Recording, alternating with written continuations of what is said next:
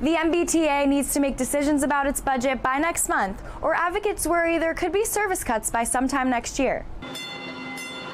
The MBTA faces a budget deficit of $700 million in fiscal year 26, which begins in July 2025. Governor Healy swore in a transportation funding task force in February, made up of 30 or more experts who are expected to share their recommendations by December 31st. With the deadline fast approaching, it's unclear how much progress they've made, and the MBTA will need that guidance soon. And they begin planning for the upcoming fiscal year.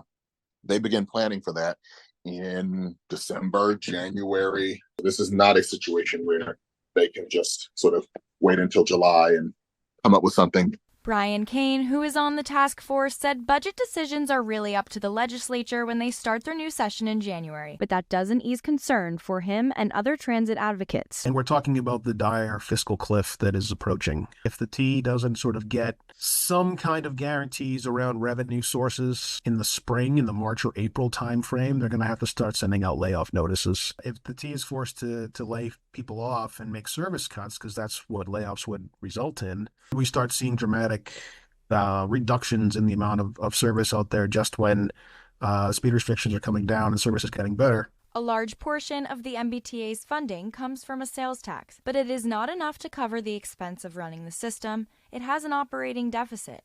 Some proposed solutions have been to increase prices for rideshare apps, which are already taxed by the state, or increase parking taxes. Operating deficits are the things that really dramatically impact riders. And I say that, but it's actually not just riders, right? Because if more of those riders are getting back in their cars, it's actually affecting anybody who's trying to get anywhere in Greater Boston. More cars on the road could mean damage to the economy and the environment. To me, there's no alternative. We have to come up with a way to fund the entire system because there's too much at stake for our region if we don't. Wyand said that several members of the Transportation Funding Task Force have expressed their frustration with the process.